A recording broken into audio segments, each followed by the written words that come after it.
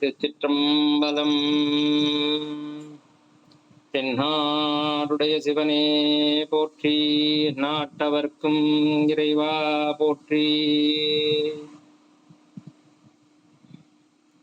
சிவனடியார்கள் திருக்கூட்ட அறக்கட்டளை பட்டுக்கோட்டை சார்பில் சிறப்பாக நடைபெற்று வருகின்ற நாயன்மார்கள் வரலாறு என்கிற தலைப்பின் கீழ் நாம் தொடர்ந்து சிந்தித்து வருகின்ற இந்த நிகழ்ச்சியில இன்றைக்கு மெய்ப்பொருள் நாயனார் புராணத்தை சிந்திக்க இருக்கிறோம். மெய்ப்பொருள் நாயனார் மற்றும் விரண்மிண்ட நாயனார் இருவருடைய புராணங்களை சிந்திக்க இருக்கிறோம். அதுல இந்த இதோட முதல் பாடல் முடிவடைகிறதுன்னு நினைக்கிறேன். ஏன்னா நம்ம தில்லைவாழ் அந்தனர் பார்க்கல, பட் திருநீலகண்டம் தில்லைவாழ் அந்தனர் இதெல்லாம் தனித்தனியா இதுல பார்த்துருவோம், தொகையடியார்கள் அப்படிங்கிறதுல. திருநீலகண்டத்து குயவனார் பார்த்தோம், இயற்பகை நாயனார் பார்த்தோம், இளையான்குடிமாற நாயனார் பார்த்தோம். இப்ப மெய்ப்பொருள் நாயனாரும் விரண்மிண்ட நாயனாரும் பார்க்கணும். இதோட அந்த முதல் பாடலானது நிறைவு பெறுகிறது. அதுல உள்ள எல்லாரையும் ஆல்மோஸ்ட் நம்ம கவர் பண்ணிடுறோம்.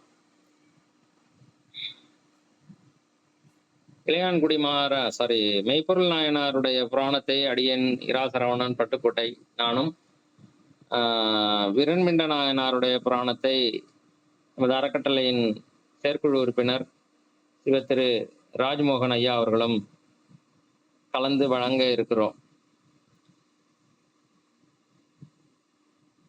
இந்த நிகழ்ச்சியை தொடங்கும் விதமாக ஒரு விநாயகர் துதி. திருச்சிற்றம்பலம்.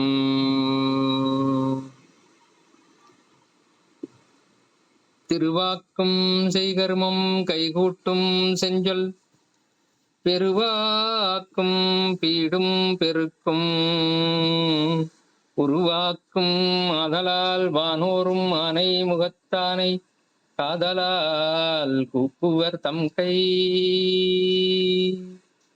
ஒரு முருகன் துதி.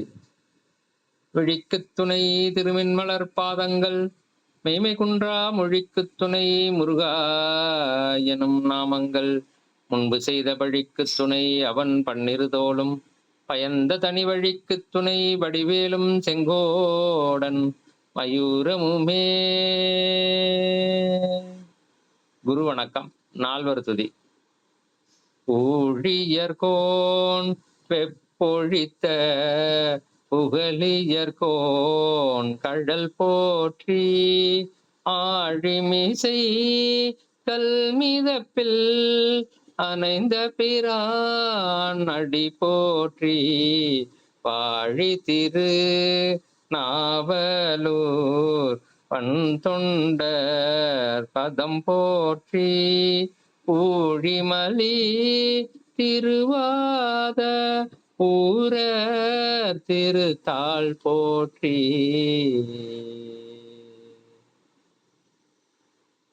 அடுத்ததாக ஒரு தேவாரம். திருச்சிற்றம்பலம். அந்தியும் நண்பகலும் அஞ்சு பதம் சொல்லி, முந்தியெழும் பழைய வல்வினை மூடாமுன், அந்தியும் நண்பகலும் அஞ்சு பதம் சொல்லி, முந்தியெழும் பழைய வல்வினை மூடாமுன், சிந்தை பராமரியா தென் திருவாரூர் புக்கு எந்தை பிரானாரை என்று கொள் எய்துவதே. திருச்சிற்றம்பலம்.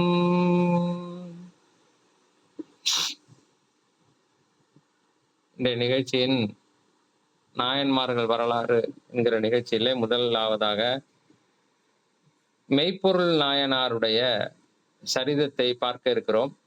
அதை பார்ப்பதற்கு முன்பாக நமக்கு எல்லாருக்குமே தெரியும், அந்த நாயனாருடைய பெயர் சிறப்பை கொஞ்சம் பார்ப்போம். அவருடைய உண்மையான பெயர் என்ன என்று தெரியாது. அதாவது அவங்க அப்பா அம்மா வச்ச அவருடைய இயற்பெயர் என்னன்றது தெரியாது. நிறைய பெயர்கள் காரண பெயர்களாகவே அமைந்திருக்கின்றன. அதனால இந்த மெய்ப்பொருள் நாயனார் அப்படிங்கிறதனுடைய மெய்ப்பொருள் என்ன?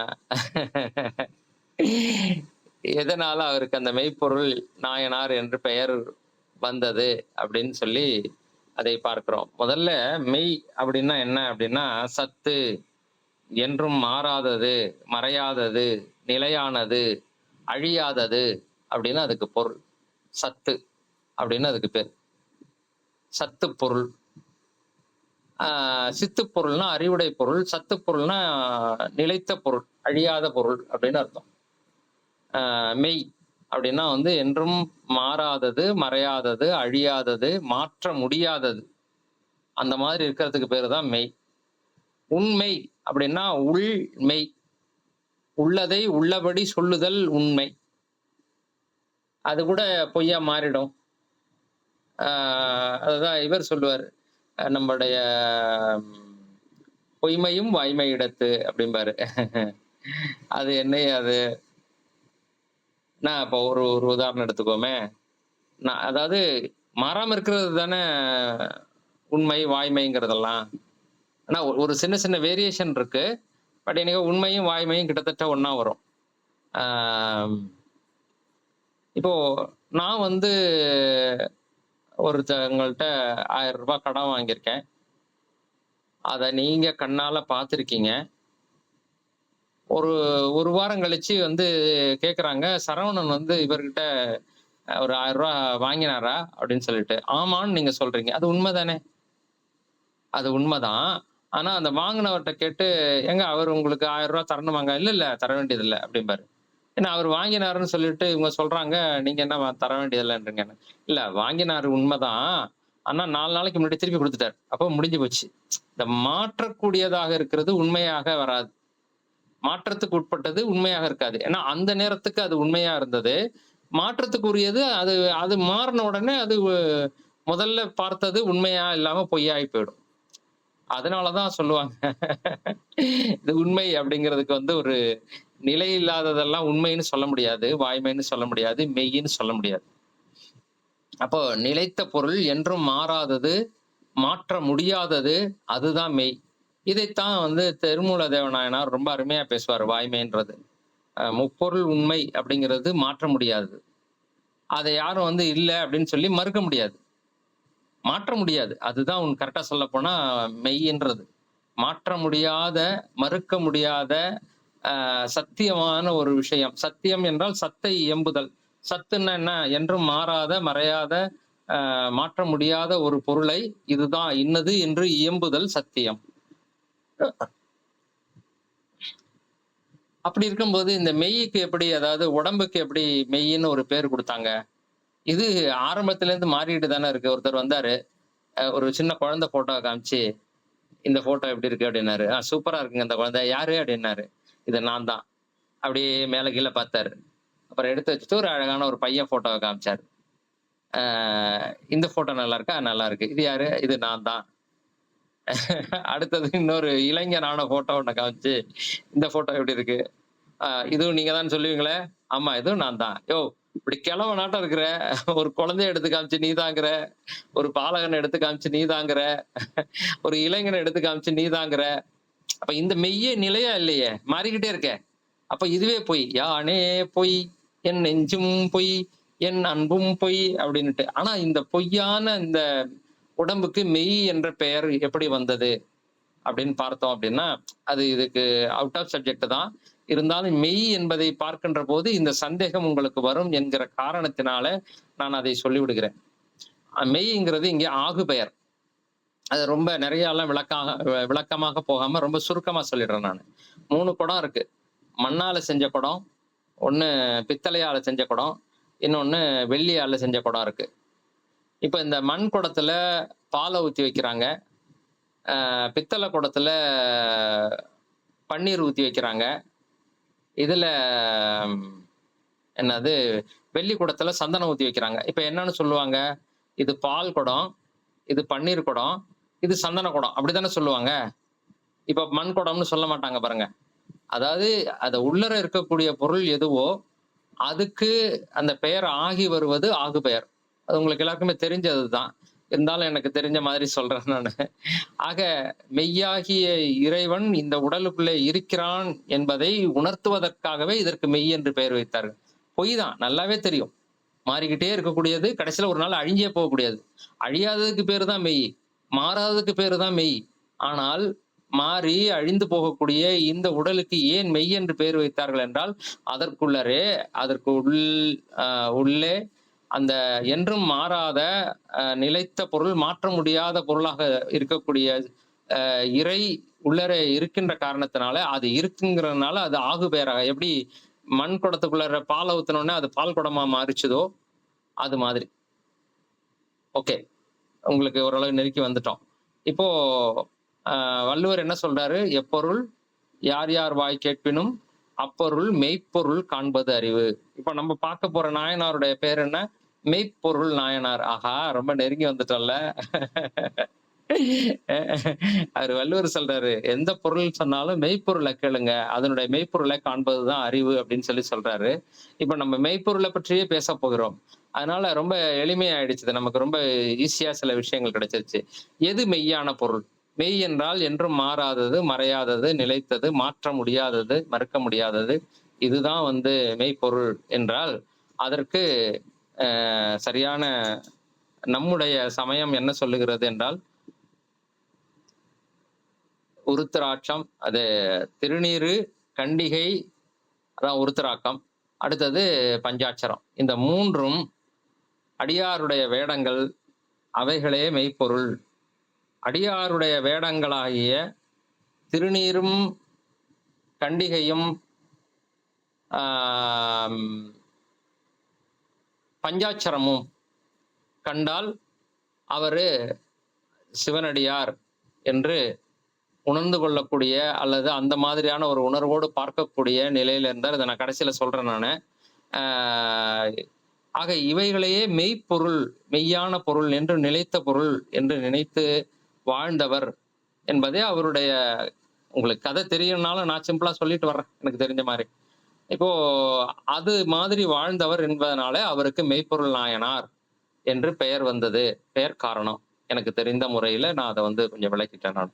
இப்போ அவருடைய கதையை பார்ப்போம் நான். சேதி நாடு, கோவலூர் அந்த ஊர்ல பிறந்தவர். மல்லாடர் கோமான், அதாவது எப்படி சொல்றது, மல் யுத்தம் அப்படிம்பாங்க இல்லையா, நல்ல சண்டை போடுறதுல பெரிய ஆளா இருப்பாரு. அதனால படை தளபதியாகவும் இதுவாகவும் இருந்து எல்லாரையும் எதிரிகளை எல்லாம் அடிச்சு விரட்டி இது பண்ணக்கூடியவர். அந்த மாதிரியான ஒரு சிறப்போட இருந்திருக்கிறாரு மல்லாடர் கோமான். அதே சமயத்துல உடம்பு கொஞ்சம் கடினமான வேலைகளை செய்தாலும் மனம் முழுக்க ரொம்ப இலகிய மனமாகவும், அதே சமயத்துல ரொம்ப ஒரு குழந்தை மனம் மாதிரி இருந்திருக்கு அப்படிங்கிறத நம்ம பின்னாடி பார்க்க போறோம். ஈசருக்கு அன்பர் கருத்தறிந்து ஏவல் செய்வார். இப்படி வாழ்ந்துட்டு இருக்கும்போது ஒரு அரசன் அவன் பேர் முத்தநாதன். அவன் நிறைய இவரோட சண்டை போடும்போது அடிச்சு விரட்டி அனுப்பிச்சிடுறாரு. தோத்து போயிட்டான். ரொம்ப அசிங்கமா போயிடுச்சு அவனுக்கு. என்னடா அது இவ்வளவு பயங்கரமா நம்ம போரிட்டோம், நம்மள இப்படி எல்லாத்தையும் வென்று அவர் எடுத்துக்கிட்டாரு அப்படின்னு சொல்லிட்டு இவரை நேரடியா போய் இது பண்ண முடியாது. ஆகவே சூழ்ச்சியாலே வெல்வோம் அப்படின்னு சொல்லிட்டு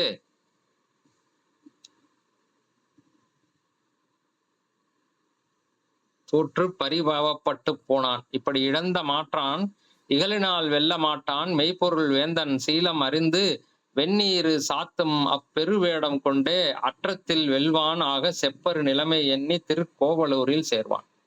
அப்ப இப்படி போய் நம்ம அவரை வென்றுடுவோம் அப்படின்னு சொல்லிட்டு மெய்யெல்லாம் நீரு பூசி வேணிகள் முடித்து கட்டி கையினில் படை கறந்த புத்தக கவளி ஏந்தி மைபொதி விளக்கே என்ன மனத்தினில் கருப்பு வைத்து பொய்தவ வேடம் கொண்டு புகுந்தனன் முத்தநாதன். உள்ளர வர்ற அப்படி வந்த உடனே அங்க எல்லாரும் தடுக்கிறாங்க. அரசர் இதுல மாளிகைக்குள்ளர அரண்மனைக்குள்ளர வராம தடுக்கிறாங்க. உங்களுடைய அரசனை காண வேண்டும் அப்படின்னு சொல்லிட்டு வேகமா உள்ளர வர்றாரு. அங்க தத்தன் அப்படிங்கிற அந்த மெய்க்காவலர் வந்து சொல்றாரு, ஐயா எங்களுடைய இறை, அதாவது அரசன் வந்து பள்ளி அறையில இருக்கிறாரு. அங்க படுத்திருக்கிறாரு. அவர் தூங்கிட்டு இருக்கிறாரு. கொஞ்ச நேரம் கழிச்சு வந்து நீங்க பேசலாம். கொஞ்சம் ரெஸ்ட் எடுங்க அப்படின்னு சொல்றாப்படி. போயா நான் ரொம்ப அர்ஜென்ட்டான ஒரு விஷயம் சொல்லணும் அப்படின்னு சொல்லிட்டு, அவன தள்ளிட்டு தத்தன தள்ளிட்டு வந்து பள்ளி அறைக்குள்ளறயே நுழைஞ்சிடுறான்.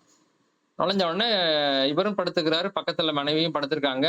என்னமோ வித்தியாசமா சத்தம் கேட்குதுன்னு அந்த அம்மா முழிச்சு பார்த்துட்டு, பயந்து எந்திரிச்சு போயி இதெல்லாம் ரொம்ப அழகா இது சேக்கிழார் வந்து குடுத்திருக்கிறார். போயிட்டு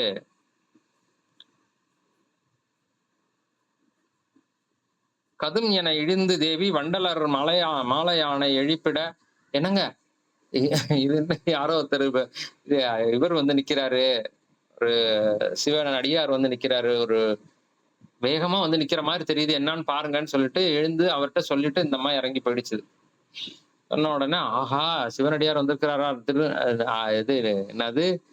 நல்லா தூங்கிட்டு இருந்த மனுஷன் எந்திரிச்சு அவரை வணங்கி வரவேற்று உட்காருங்க அப்படின்னு சொன்ன உடனே, நான் வந்து அந்த அந்த வார்த்தை ரொம்ப அழகா இருக்கும். இங்க என்ன என்ன தவம் செய்தனோ தெரியல. இப்படிப்பட்ட ஒரு அடியாரை பார்ப்பதற்கு. நீங்க இங்க எழுந்தருளி இருக்கிறதுக்கான காரணம் என்ன? நான் என்ன செய்யணும்? அப்படின்னு சொல்லி கேட்கும்போது, அதுக்கு முத்தநாதன் என்ன சொல்றான்? அப்படிங்கிறத சேக்கிழார் பதிவு பண்ற அதே வார்த்தைகளை வச்சே நான் சொல்லிடுறேன். உங்கள் நாயகனார் முன்னம் உரைத்த ஆகம நூல் மண்மேல் எங்கும் இல்லாதது ஒன்று கொடு வந்தேன் இயம்ப என்றான். நல்லா கவனிக்கணும் அந்த வார்த்தைய. அது இப்ப மற்றவங்க ஒரு ஒரு அடியார் வந்திருக்கிறாருன்னா என்ன சொல்லுவாரு?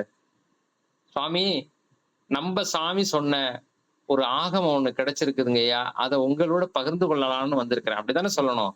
ஆனா அவன் அங்கேயே பிரிச்சிடுறான். உங்கள் உங்கள் நாயகனார் முன்னம் உரைத்த ஆகம நூல் மண்மேல் எங்கும் இல்லாதது ஒன்று கொடு வந்தேன். அது உண்மைதானே? அவன் கையில கொண்டுட்டு வந்திருக்கிறது இந்த உலகத்துல எங்கேயுமே இல்லாத ஆகம நூல். அது பொய் நூல் அது. அதனால அதை கொண்டுட்டு வந்து அதுக்குள்ளார கத்திய வச்சுட்டு தான் வர்றான் அவன். மறைச்சு கொண்டுட்டு வர்றான். அதனால இத வந்து உங்கள்ட்ட சொல்லணும்னு ஆசைப்படுறேன். ஆஹா! எனக்கு பெரிய பாக்கியம். சொல்லுங்க அப்படின்ன உடனே, இது நீயும் நானும் மட்டும் தனித்து பேச வேண்டியது. ஆகவே மற்ற எல்லாரையும் அனுப்பிச்சு விட்டுரு. ஏன்னா அப்பதானே இவன் என்ன நினைச்சு வந்தானோ அதை செய்யறதுக்கு வசதியா இருக்கும். அதனால எல்லாரும் போங்க அப்படின்னு சொல்லிட்டு அனுப்பிச்சு விட்டுட்டு அவர் வணங்கி நீங்க எனக்கு அருள் செய்ய வேண்டும் அப்படின்னு சொன்ன உடனே அந்த கொண்டுட்டு வந்த அந்த புத்தகத்திலிருந்து மறைத்து வைத்திருந்த கத்தியை எடுத்து அவருடைய முதுகுல குத்துறான். குத்துன உடனே இதை பார்த்த தத்தன் ஓடி வந்து அவரை வெட்டுறதுக்கு வரும்போது தடுக்கிறார். அதுதான் இந்த இந்த இந்த காட்சியில ரொம்ப அழகா இது பண்ணிருக்காங்க, காட்சிப்படுத்திருக்காங்க இந்த படத்துல. வேண்டாம் நில்லு அப்படின்னு சொல்லிட்டு சொன்ன உடனே அவன் குத்தி ஆல்மோஸ்ட் அவருக்கு மரணத்தினுடைய அந்த நிலைக்கு கொண்டுட்டு போயிட்டான். அப்ப கடைசியா என்ன சொல்றாருன்னா, தத்தா இவரை எந்தவித தொந்தரவும் இல்லாமல் பத்திரமாக கொண்டு போய் ஊரை கடந்து கொண்டு போய் விட்டுட்டு வா அப்படின்னு சொல்லிட்டு அவர் அங்க இருக்காரு. சுவாமி என்ன இப்படி சொல்றீங்க? இப்படி ஒரு கொடுமை செய்தவனை சும்மா விடுறதான்ட்டு. அடியவர் வேடத்துல வந்திருக்கிறாரு. அவருக்கு தீங்கு இழைக்க கூடாது. அடியவர் வேடத்துக்கு தான் நமக்கு முக்கியத்துவம். அதனால அவரை கொண்டு போய் அவர் மேல ஒரு சிறு துரும்பு கூட படாம கொண்டு போய் அவரை விட்டுட்டு வரணும் அப்படின்னு சொல்றாரு. இதுதான் ரொம்ப முக்கியமான விஷயமாக இருக்கிறது. அந்த தத்தன் கொண்டு போய் மனம் வேதனையோடய கொண்டு போய் விட்டுட்டு வர்றான். விட்டுட்டு வந்த உடனே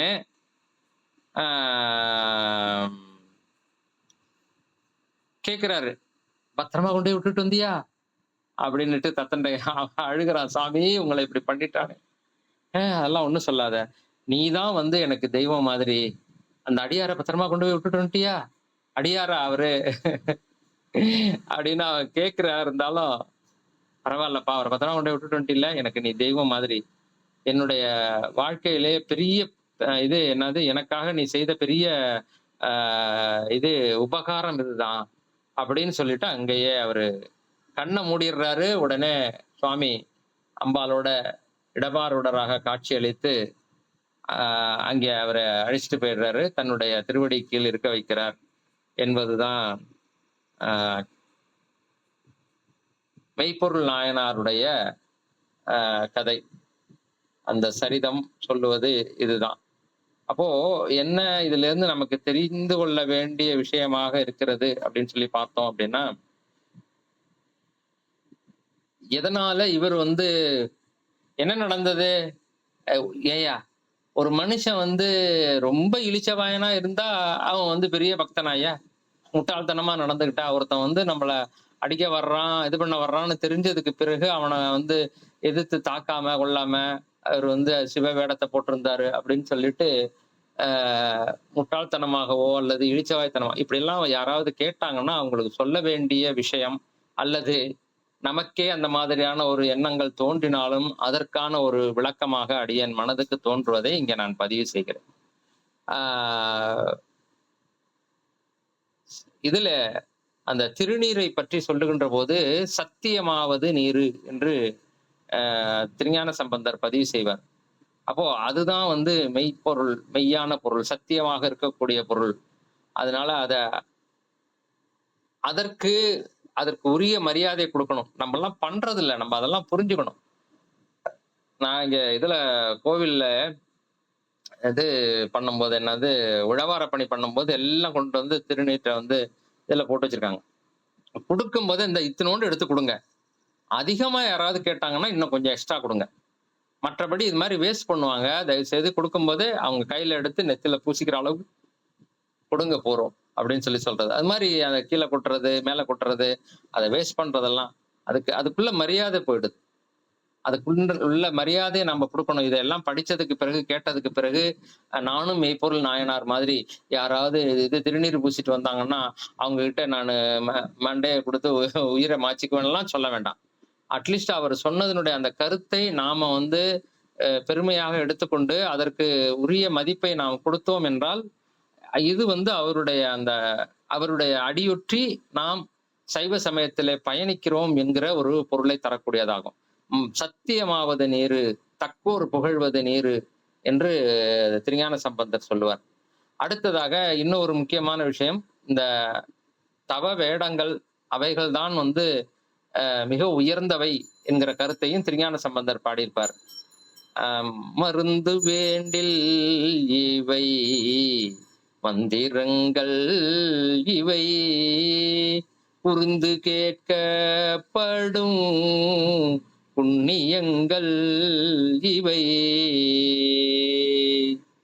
திருந்து தேவன் கூடி தேவர் தேவெய்திய அருந்தவத்தோர் தோழும் அடிகள் வேடங்களே.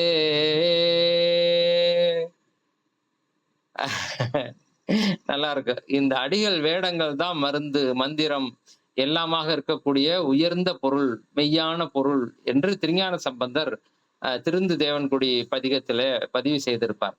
அதற்கு அடுத்ததாக நம்முடைய சாத்திர நூலாகிய சிவஞான போதத்தில் 12ஆம் திருமுறை 12வது சூத்திரத்துல அது வந்து அணைந்தோர் தன்மை என்று கருதப்படுகிறது. 12வது சூத்திரம் வந்து அணைந்தோர் தன்மை.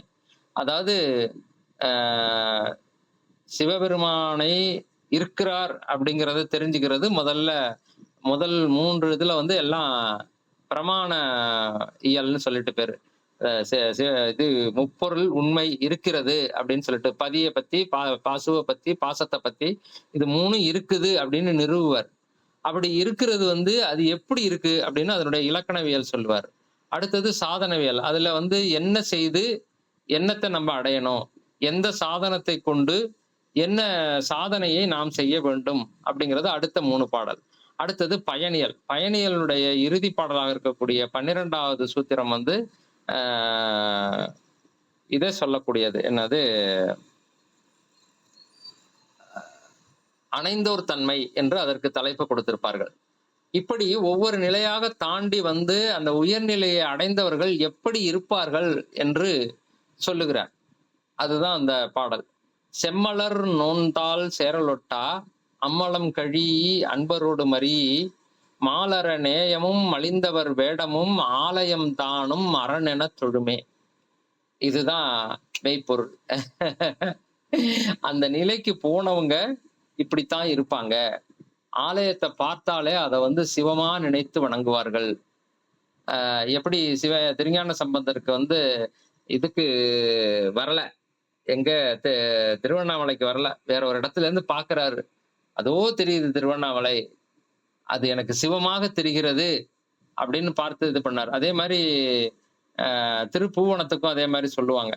அந்த இதுல இருந்துட்டு அவரு பார்க்கின்ற போது பெருமானுடைய திருவுருவமாகவே அந்த திரு கோவிலானது தெரிகிறது அப்படின்னு சொல்லிட்டு. அதுதான் வந்து அணைந்தோர் தன்மை.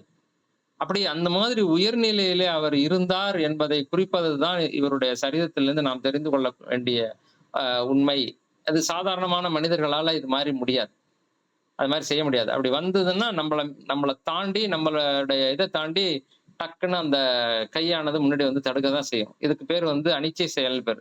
இந்த அனிச்சை செயல் கூட கிடையாது. எல்லாம் சிவபெருமானுடைய செயல் என்று எல்லாவற்றையும் தாங்கிக் கொண்டு, அதனையும் ஏற்றுக்கொண்டு, அதற்கு அந்த தன்னை அ குத்த வந்தவரு, குத்த வந்தவர் இல்ல, குத்தினவர் வந்து சிவன் அடியார் வேடத்திலே இருந்த காரணத்தினால, அவருக்கு எந்தவித துன்பமும் நேராமல் பத்திரமாக கொண்டு போய் விடும்படி தன்னுடைய அ காவலரை பணித்தது அப்படிங்கிறதிலிருந்து அவருடைய அந்த உயர்நிலை, அவர் எவ்வளவு அதை உயர்வாக, மேன்மையாக, சிறப்பாக கருதினார் என்பதை நாம் தெரிந்து கொள்ள முடியும்.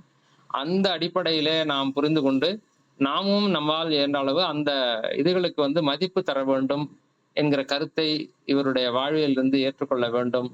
நமக்கு அந்த லெவலுக்கு மேல்நிலைக்கெல்லாம் போக முடியுதா என்னன்னு நமக்கு தெரியாது. ஆனா குறைந்தபட்சம் இதிலிருந்து ஆரம்பிச்சோம்னால, அப்புறம் அடுத்த நிலைக்காவது நம்ம போறதுக்கான ஒரு வாய்ப்பு கிடைக்கும் என்று கூறி, அடியேனுடைய உரையை மெய்ப்பொருள் நாயனாருடைய சரிதத்தை இத்துடன் நிறைவு செய்து, அடுத்ததாக விரண்மிண்ட நாயனாரை பற்றி நம்முடைய ராஜமோகன் ஐயா அவர்கள் பேச இருக்கிறார்கள். ஒரு சிறிய இது மட்டும் நான் குடுத்துடுறேன். இன்ட்ரோடக்ஷன்.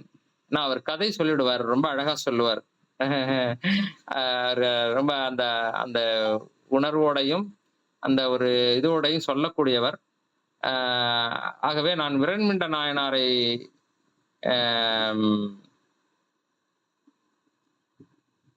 அவருடைய அந்த பெயர் காரணம் இப்ப நம்ம மெய்ப்பொருளுக்கு பார்த்த மாதிரி விரண்மிண்டருக்கு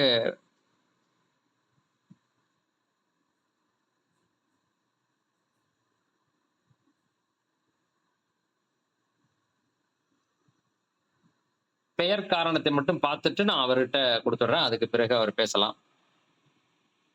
பொதுவாக இந்த மிண்டுதல் அப்படிங்கிற அந்த வார்த்தை வந்து எதிர்ப்பு என்கிற ஒரு எதிர்க்குதறது அல்லது ஆக்சுவலா அந்த முண்டுதல், முரண்டுதல்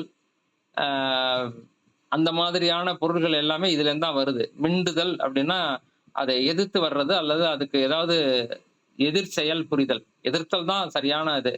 இது இன்னும் இதுல இருக்கு, மலையாளத்துல இருக்கு அந்த வார்த்தை. ஏன்னா எந்தனு மிண்டாதிருக்கின்றது அப்படின்னு சொல்லி பேசுறாங்க.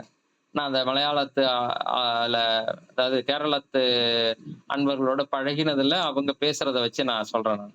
இன்னைக்கு அவங்க அந்த இதை பயன்படுத்துறாங்க. அது மட்டுமல்லாது தமிழ்ல இருக்கிறது என்பதற்கு 2 இதை சொல்லிடுறேன் நானு. ஒண்ணு வந்து பாத்தீங்கன்னா இது திருப்பல்லாண்டுல வந்து ஒண்ணுதான் ஞாபகம் இருக்கு, இன்னொன்னு ஞாபகம் வரல திடீர்னு. இப்ப திருப்பல்லாண்டுல வந்து மிண்டு மனத்தவர் போமின்கள் 2வது பாடல். அதுல மிண்டு மனத்தவர் போமின்கள் மெய்யடியார்கள் விரைந்து வம்மின் கொண்டும் கொடுத்தும் குடிகுடி ஈசற்கு ஆட்சைமின் குழா புகுந்து அண்டம் கடந்த பொருள் அளவில்லதோர் ஆனந்த வெள்ளப் பொருள் பண்டும் இன்றும் என்றும் உள்ள பொருள் என்றே பல்லாண்டு கூறுதுமே என்கிற அந்த பாடல்ல மிண்டு மனத்தவர் போமின்கள். யாரெல்லாம் நாங்க சொல்றதுக்கு எதிர்ப்பா இருக்கீங்களோ தயவு செய்து நீங்க எல்லாம் கிளம்பிருங்க, போங்க போங்க. மெய்யடியார்கள் யார் இருக்கீங்களோ அவங்க மட்டும் வாங்க. வந்து நீங்க தனியா வராதீங்க. கொண்டும் கொடுத்தும் குடிக்குடி ஈசற்காச அந்த குடும்பமா வந்து, ஏன்னா எல்லாரும் அந்த சிவ இதை பெற வேண்டும் என்பதற்காக அதை அப்படி பாடியிருப்பாரு நம்முடைய திருப்பல்லாண்டுல.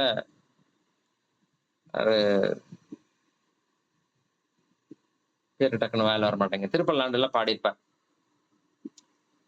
இப்ப மிண்டு அப்படின்னு சொன்னா அந்த முண்டுதல், முரளுதல், மிரட்டுதல் அதெல்லாம் அது அது அதுக்கு ரிலேட்டடான ஒரு விஷயங்கள்.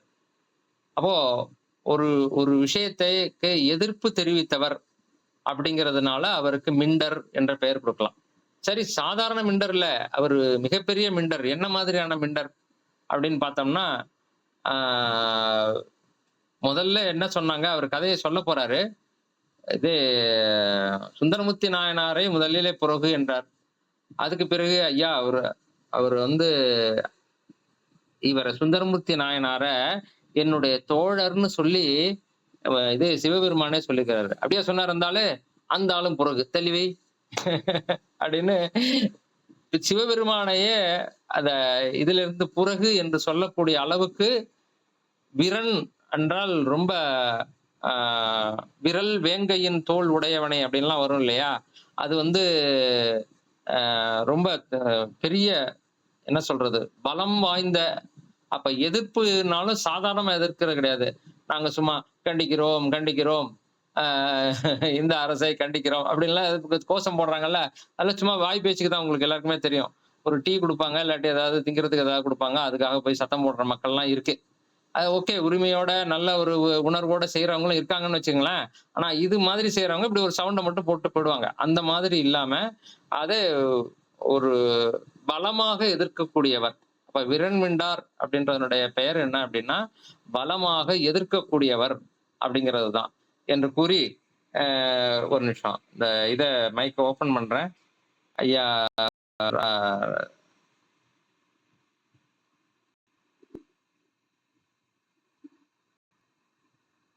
நம்ம ராஜமோகன் ஐயா மட்டும் வீடியோ, ஆடியோ 2யும் ஆன் பண்ணுங்க.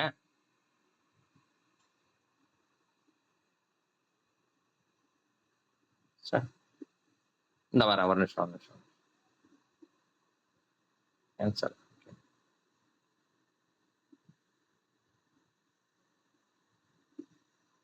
ரைட். நல்லது. ஐயா நீங்க பேசலாம். சிவாய நம சிவாய நம சிவாய நம. எனக்கு எல்லாமுமா இருந்து என்னை வழிநடத்தி கொண்டிருக்கின்ற திருவண்ணாமலை அருணாச்சல ஈஸ்வரனுடைய பாதம் வணங்கி இந்த அற்புதமான ஒரு வாய்ப்பினை சரவணன் ஐயா திருக்கூட்ட அறக்கட்டளையின் சார்பாக எனக்கு அளித்ததாக தயவு செய்து யாரும் நினைக்க வேண்டாம். நானே போய் அவர்கிட்ட இந்த வாய்ப்பு எனக்கு கொடுங்க, விரண்மீண்ட நாயனாரை பற்றி நான் பேச வேண்டும், அந்த ஒரு சிவ புண்ணியத்தை நீங்க எனக்கு கொடுக்கணும் அப்படின்னு சொல்லிட்டு காலையில அவர்கிட்ட இருந்து அடிச்சு புடுங்கிக்கிட்டேன் இந்த வாய்ப்பை. உண்மை. இல்லாம உள்ள இந்த கணபதியை வணங்கி எனக்கு இப்படிப்பட்ட ஒரு வாய்ப்பினை கொடுத்த சரவணன் ஐயாவிற்கு மீண்டும் ஒரு நன்றியை தெரிவித்துக் கொள்கின்றேன். இந்த விரண்மீண்ட நாயனார் புராணம் நாயன்மார்களிலே மிக மிக ஒரு முக்கியத்துவம் பெறக்கூடிய ஒரு கதையாக இருக்கின்றது. காரணம் என்னவென்றால், இந்த பெரிய புராணம் என்று சொல்லப்படுகின்ற திருத்தொண்டர் புராணம் அமைவதற்கு இந்த விரண்மீண்ட நாயனாருடைய கதை தான் ரொம்ப முக்கியம். அது உங்களுக்கு எல்லாருக்கும் தெரிஞ்சிருக்கும். இப்ப இந்த 63 நாயன்மார்களில் எல்லாருமே சிவ பூஜை தான் செஞ்சிருக்கிறாங்க. அதுல எந்த விதமான மாற்று கருத்தும் கிடையாது. சிவ பூஜையை பொறுத்தவரையிலே 3 விதமாக சொல்லலாம். ஒன்று, சிவலிங்கத்திற்கு நாம் செய்யக்கூடிய பூஜை. இரண்டாவது, சிவ குருவிற்கு நாம் செய்யக்கூடிய பூஜை. மூன்றாவது, சிவன் அடியார்களுக்கு நாம் செய்யக்கூடிய பூஜை. சைவ சித்தாந்தத்துல சிவஞான போதத்துல எந்த அளவிற்கு சிவகுருவிற்கும் பரப்பொருள் சிவப்பரும் பொருள் இந்த உலகமெல்லாம் கட்டி ஆளக்கூடிய சிவ பரம்பொருளுக்கு செய்யக்கூடிய பூஜையும் எந்த அளவிற்கு முக்கியத்துவம் கொடுத்து மெய்கண்ட தேவநாயனார் சொல்லியிருக்கின்றாரோ அந்த அளவிற்கு சிவன் அடியார்களுக்கு செய்யக்கூடிய பூஜையை பற்றியும் மிக அற்புதமான முறையிலே அவர் சொல்லியிருக்கின்றார். அந்த வகையில் இந்த இரண்மீண்ட நாயனாருடைய வரலாறானது சிவன் அடியார்களுக்கு அவர் செய்த ஒரு தொண்டின் காரணமாக இந்த 63 நாயன்மார்களில் அவர் இடம் பெற்றிருக்கிறார். இந்த 63 நாயன்மார்களில் சிவ குருவை வழிபட்ட நாயன்மார்கள் 12 பேர், சிவலிங்கத்தை சிவ பரம்பொருளை வழிபட்ட நாயன்மார்கள் 30 அடியார்கள், சிவ அடியார்களை வழிபட்ட நாயன்மார்கள் 19 பேர். மீதமுள்ள அந்த 2 பேர் யார் என்றால் சுந்தரருடைய தாய் தந்தையர். இப்படி இந்த 63 நாயன்மார்களிலே சிவ பரம்பொருளுக்கு செய்த தொண்டு, சிவ குருவிற்கு செய்த தொண்டு, சிவ அடியார்களுக்கு செய்த தொண்டு, இப்படி 3 வகையாக நாம அதை பார்க்கணும். அந்த வகையில இரண்மீண்ட நாயனாருடைய சரித்திரமானது எதுல வருதுனாக்கா சிவன் அடியார்களுக்கு அவர் செய்த தொண்டை பற்றி மிக அற்புதமான முறையிலே பெரிய புராணத்தில் சேக்கிழார் பெருந்தகை அருமையாக எடுத்து சொல்கின்றார். இரண்மீண்ட நாயனார் எல்லோரும் நீங்கள் நினைத்திருக்கலாம், கிட்டத்தட்ட மீதமுள்ள இந்த 63 நாயன்மார்களிலே பெரும்பாலோர் நம்மளுடைய இந்த தமிழ்நாட்டு பகுதியை சேர்ந்தவர்கள். ஆனால் இரண்மீண்ட நாயனார் சரவணன் ஐயா சொன்னது போல கேரளத்தை சார்ந்தவர். கேரளத்தில் இருக்கக்கூடிய செங்குன்றூர் என்று அழைக்கப்படுகின்ற இடத்தை சேர்ந்தவர்.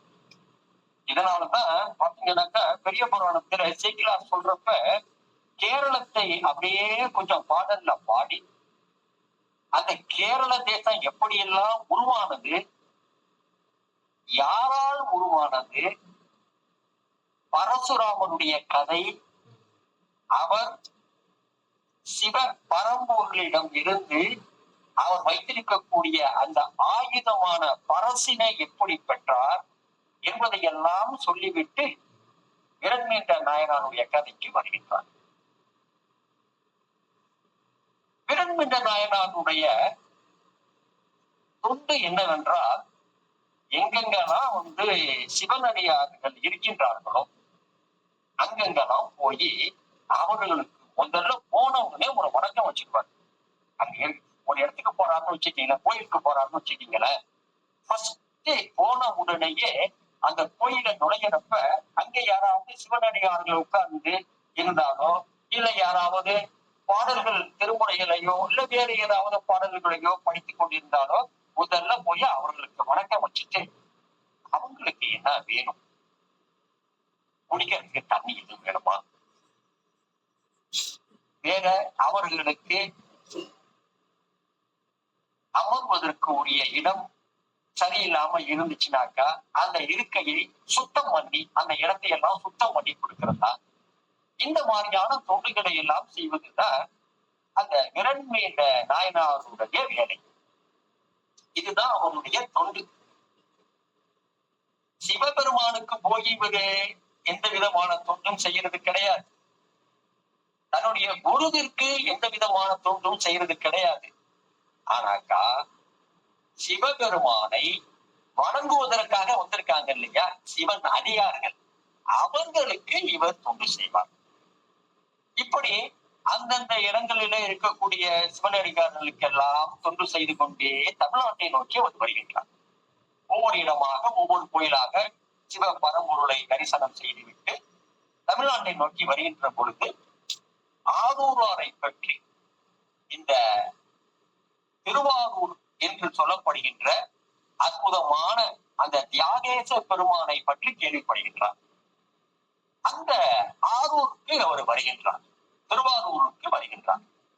வந்த பிறகு தியாகேச பெருமானுக்கு அவருக்கு ரொம்ப பிடிச்சு போயிடுது. அங்கேயே கொஞ்ச நாள் தங்கி இருக்கிறார். அந்த திருவாரூர்ல என்ன முக்கியத்துவம்னாக்கா, ஒரு இடத்துல கோயில்ல நுழையிறப்ப அந்த இடத்துக்கு பக்கத்துல தேவாசிரியன் மண்டபம் என்ற ஒரு மண்டபம் இருக்கின்றது. அந்த மண்டபத்திலே உட்கார்ந்து கொண்டு சிவனடியார்கள் எல்லாம் சிவ பரம்பொருளுடைய அருமை பெருமைகளையும் அவர்களுடைய எந்தெந்த திருத்தலங்களுக்கெல்லாம் சென்று எந்தெந்த கோயிலுக்கெல்லாம் போய் அங்க இருக்கக்கூடிய பெருமானை அவர்கள் எல்லாரும் கண்களால் தரிசனம் செய்து தன்னுடைய உள்ளத்திலே அந்த பெருமானை நினைத்து வழிபட்டு எப்படி ஆனந்தம் கொண்டார்கள் என்பதை பற்றியெல்லாம் ஒவ்வொருத்தரும் அடுத்தவங்களுக்கு அந்த அனுபவத்தை சொல்லுவாங்க.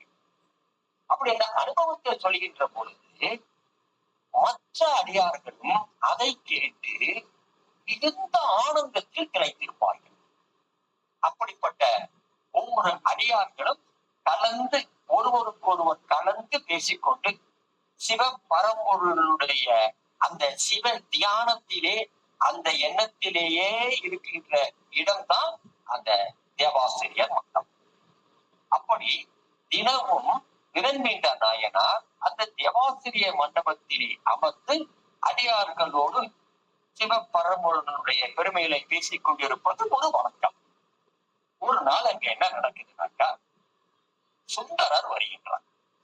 சுந்தரரை பற்றி உங்களுக்கு நான் சொல்ல தேவையில்லை, அறிமுகம் தேவையில்லை. சுந்தரர் அந்த கோயிலுக்கு வராரு. சுந்தரர் வந்து பாக்குறப்ப தேவாசிரிய மண்டபத்துல விரண்மிண்டாருடைய தலைமையில அடியார்கள் எல்லாம் உட்கார்ந்து கொண்டு சிவபெருமானுடைய அருமை பெருமைகளை பேசிக்கிட்டு இருக்கிறார். அந்த நேரத்துல சுந்தரர் என்ன நினைக்கிறாருனாக்கா, நாம போய் இவர்களுக்கு இடையூறாக இருக்கக்கூடாது. ஏனென்றால் அவர்கள் சிவனை பற்றி சிவ பரம்பொருளை பற்றி பேசிக் கொண்டிருக்கின்றார்கள். இந்த நேரத்துல நம்ம போனோம்னாக்கா அவர்களுடைய கவனம் சற்று திசை மாறிவிடும். அப்ப என்ன செய்வாங்க, அவங்க சுந்தரரை பார்த்த உடனேயே எல்லாரும் எழுந்திருச்சு சுந்தரருக்கு சுந்தரர் ஒரு அடியார் தானே, அதனால அவருக்கு ஒரு வணக்கம் சொல்லுவாங்க. அந்த நேரத்துல அவர்களுடைய கவனமானது சற்று திசை மாறி போவதற்குரிய வாய்ப்பு இருக்கிறது. அதனால சுந்தரர் என்ன பண்ணாருனாக்கா, தன்னுடைய மனதிலே இப்படி சொல்லுவாங்கல்ல, சிவபூஜையில கரடி நுழைஞ்ச மாதிரி அப்படின்னு ஒரு பழமொழி கூட சொல்லுவாங்க இல்லையா, அந்த மாதிரி ஏன் அவங்க தான் சிவபெருமானை பத்தி பேசிக்கிட்டு இருக்கிறப்ப நம்ம போய் அவங்களுக்கு தொந்தரவு பண்ணுவானே அப்படின்னு இவரு மனசுல இவரு நினைச்சுக்கிட்டு நேரடியா கோயிலுக்கு போய் யாகேச பெருமானை வணங்குகின்றார். இதுதான் நடந்த நிகழ்ச்சி. அப்ப ஒரு சிவனடியார் என்ன செய்யறாருனாக்கா, சுந்தரர் வருவதை பார்க்கின்றார். பார்த்துட்டு விரண்மீண்ட நாயனாரிடம் சென்று, ஐயா ஓய், அதை நீ கவனித்தீரா? எதை ஐயா நீ கவனித்தீர் என்று கேட்கின்றீர்? இல்லை, சற்று முன்பாக சுந்தரர் வந்தார். சரி, வந்தவர் நாம் எல்லோரும் இங்க உட்கார்ந்து இருக்கோம், அதையும் அவர் பார்த்தாரு. சரி, பார்த்துட்டு அவர் என்ன செய்யணும்? ஒருபடி பார்த்தாக்கா அடி அடியார்கள் எல்லாம் அங்க இருக்கிறமே சரி போய் அவர்களுக்கு ஒரு மரியாதை நிமித்தமா ஒரு வணக்கத்தை வச்சுட்டு போகலாம் அப்படின்னு செஞ்சிருக்கணுமா இல்லையா? அவரு செய்யாம நேரடியா போய் தியாகேச பெருமான தரிசனம் செய்ய போயிட்டாரு. அதோட மட்டும் இல்லாம தியாகேச பெருமானும் அவருக்கு காட்சி கொடுக்கிறாரு. நீங்க என்னன்னாக்கா இங்க உட்கார்ந்துகிட்டு அடியார்கள் பெருசுன்னு சொல்லிட்டு இருக்கீங்களே, இது எந்த வகையில சரின்னு எனக்கு புரியலையேன்னு ஒரு அடியார் சொல்ல உடனே விரண்மீண்ட நாயனாருக்கு சற்று கோபம் வருகின்றார். ஏன்னாக்கா அவருடைய தொண்டு அடியார்களுக்காக வேண்டி எங்கெங்கெல்லாம் சிவனடியார்கள் இருக்கிறாங்களோ அவங்க கிட்ட போய் அவர்களுக்கு வேண்டியதெல்லாம் செஞ்சு கொடுக்கிறது தான் விரண்மீண்ட நாயனாருடைய செயலாக இருந்து வந்தது. அப்படிப்பட்ட அவருக்கு இத்துணை அடியார்கள் நாம இருக்கிறப்ப சுந்தரர் யாருக்கும் வணக்கம் சொல்லாம நேரடியா போயிட்டாரே அப்படிங்கிற ஒரு சின்ன கோபம் வந்ததுனால உடனே கோபத்துல அவர் என்ன சொல்றாருனாக்கா,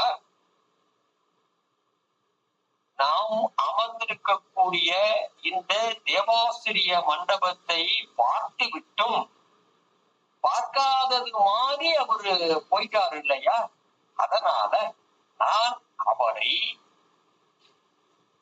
விலக்கி வைக்கின்றேன்.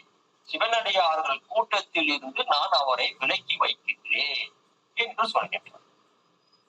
உடனே அதற்கு ஒரு அடியார் என்ன சொல்றாருனாக்கா, சரி சுந்தரரை நீங்க விலக்கி வச்சீங்க கரெக்ட், அவருக்கு காட்சி கொடுத்து அந்த தியாகேசரை நீங்கள் என்ன செய்ய முடியும், உங்களால என்ன செய்ய முடியும் அப்படின்னு கேட்கிறார்.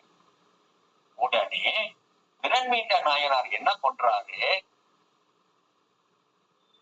எப்ப சுந்தரர் அடியார்களுக்கு வணக்கம் சொல்லாம அடியார்களுக்கு செலுத்த வேண்டிய மரியாதையை கொடுக்காமல் சென்று தரிசனத்தில் இருக்கின்ற பொழுது தியாகேச பெருமான் அவருக்கு தரிசனம் கொடுத்த காரணத்தினால் நான் அந்த சிவபெருமானையும் விலக்கி வைக்கின்றேன். எந்த மதத்திலாவது உலகத்தில் வேறு எங்காவது இதை நீங்க கேள்விப்பட்டிருப்பீங்களா? தன்னுடைய மதத்தினுடைய இந்த சிவம் என்று சொல்லப்படுகின்ற சைவ சமயத்தின் உச்சாணி கொம்பையிலே இருக்கக்கூடிய அந்த சிவபெருமானை விலக்கி வைக்கிற அளவுக்கு ஒருத்தருக்கு துணிச்சல் இருக்குதுனாக்கா அது இந்த விரண்மீண்ட நாயனார் தான். என்ன காரணம்? மிக அற்புதமான முறையில திருமூல நாயனார் சொல்றாருங்க, நீ சிவன் கோயில்ல போய் சிவபெருமானுக்கு எவ்வளவோ பொருள்களை பழங்களை பொங்கல் புளியோதரை இப்படி என்னதான் நீ படைச்சாலும் அதை சிவபெருமானுக்கு மட்டும் போய் சேரும்பா. ஆனா அடியார் பெருமக்களுக்கு நீ இந்த மாதிரியான உணவை நீ கொடுப்பாயே ஆனால் அது அந்த அடியார் பெருமக்களுக்கும் போய் சேரும், சிவபெருமானுக்கும் போய் சேரும். அப்பேற்பட்ட ஒரு பெருமை வாய்ந்தவர்கள் தான் அடியார்கள் என்று திருமூல நாயனார் சொல்கின்றார். அதோடு மட்டுமல்லாம இன்னொரு மிக அற்புதமான இன்னொரு கருத்து என்ன சொல்றாருன்னா, திருமூல நாயனார்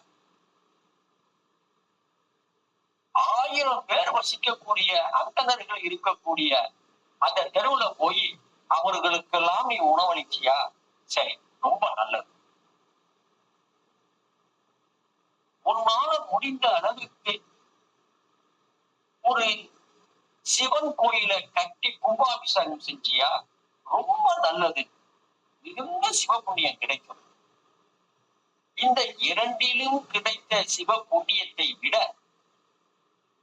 ஒரு சிவனடியாருக்கு நீ உணவு கொடுத்தாயேயானால் இந்த 2 புண்ணியத்தையும் விட அது மிகப்பெரிய புண்ணியம் என்று திருமூல நாயனார் சொல்கின்றார். அடியார் பெருமைங்கிறது சாதாரணமான விஷயம் இல்லைங்க. இது நம்ம நாயன்மார்கள் மட்டும் கிடையாது. ஆழ்வார் பெருமக்களும் அடியார்களுடைய பெருமையை ரொம்ப ரொம்ப அற்புதமா சொல்லியிருக்கிறார். இன்னும் சொல்ல போனாக்கா, அடியார்கள் நினைத்தா இறைவனையே தன்னுடைய அன்பினால் கட்டி போட்டு விடுவார்கள். அப்படிப்பட்ட நிகழ்ச்சிகள் எல்லாம் மகாபாரதத்திலே இருக்கின்றன. கிருஷ்ண பரமாத்மாவை சகாதேவன் தன்னுடைய அன்பினால் அப்படியே கட்டி போட்டிருந்தான். அடியார்களால் முடியாததுங்கிறதே கிடையாது. அப்பேற்பட்ட அடியார்களை வணங்காமல் சென்ற காரணத்தினால்தான் இந்த சுந்தரரையும் சிவ பரம்பொருளையும் விலக்கி வைத்தார் விரண்மிண்ட நாயனார். இந்த செய்தி சுந்தரருக்கு போகுது.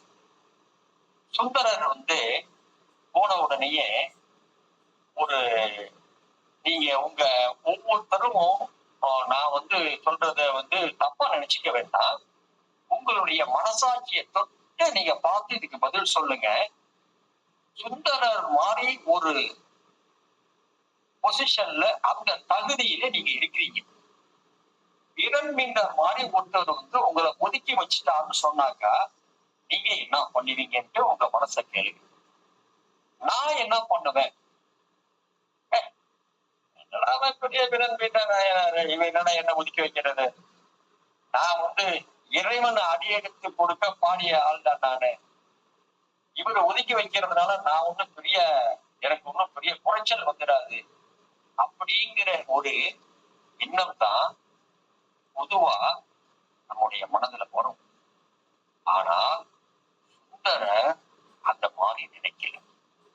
அடடா, விரண்மிண்ட நாயனாருடைய மனது நோகும்படி நான் நடந்து விட்டேனா? இந்த சிவ பாவத்தை நான் எப்படி கழிப்பது என்று சொல்லி அதற்குரிய பதிலை இறைவனிடத்திலே கேட்டு பெறலாம் என்று இறைவனிடத்திலே கேட்கின்றார். அப்பொழுதுதான் இறைவன், சுந்தரா, விரண்மிண்ட நாயனாருடைய கோபம் தணிய வேண்டுமானால் நீ அடியார்களை பற்றி பாடு என்று அவர் சொல்ல, நான் எப்படி பாடுவது, எதை எடுத்து எப்படி நான் சொல்லுவது, எந்த மாதிரி தொடங்குவது என்று திரும்பவும் சுந்தரர் கேட்க,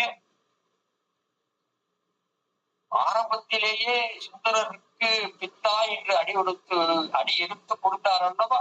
அதே போல திருவாரூரை மீண்டும் இல்லைவாள் அந்தனர் என்று அடி எடுத்து கொடுக்கின்றார்.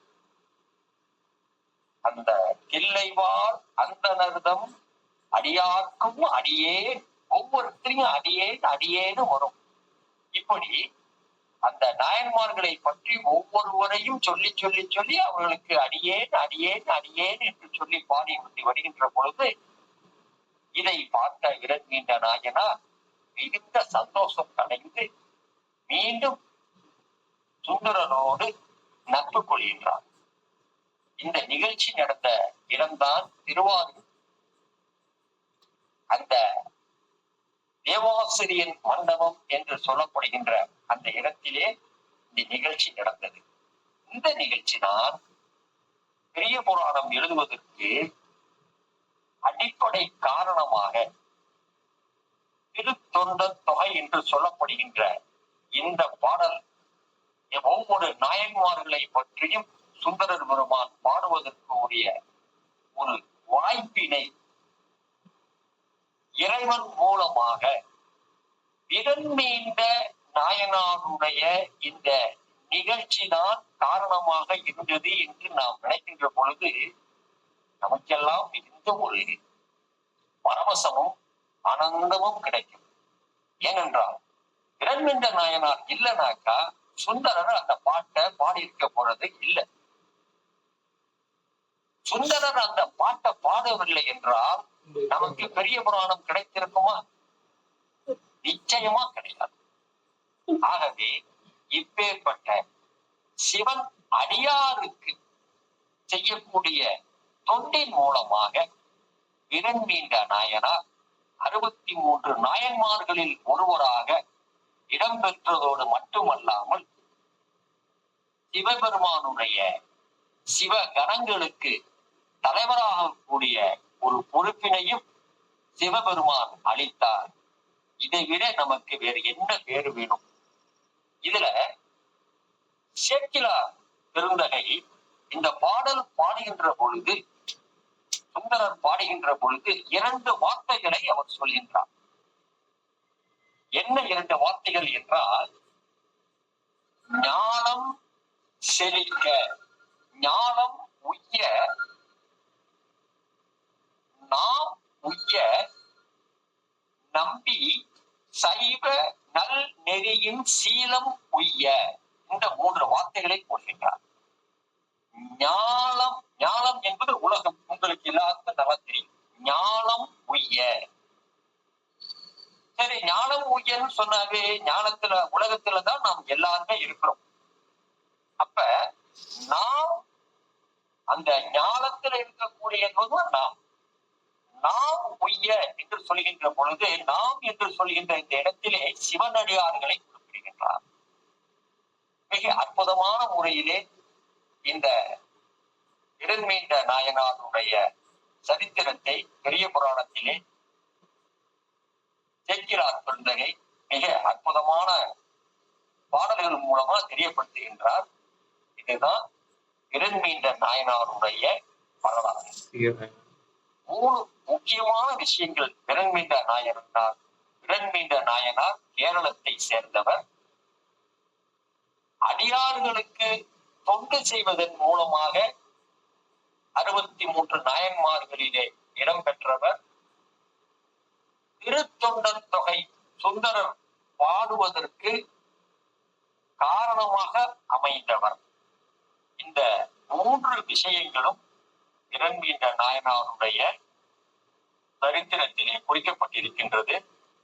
இப்படிப்பட்ட ஒரு அற்புதமான வாய்ப்பினை எனக்கு நல்கிய சரவணன் ஐயா அவர்களுக்கும், பட்டுக்கோட்டை சிவனடியார்கள் திருக்கூட்ட அறக்கட்டளையினுடைய பொறுப்பாளர்களுக்கும் என்னுடைய நன்றியை தெரிவித்துக் கொண்டு, இத்துடன் இந்த விரண்மீண்ட நாயனாருடைய சரித்திரத்தை நான் முடித்துக் கொள்கின்றேன். சிவாய நம. நன்றி, வணக்கம்.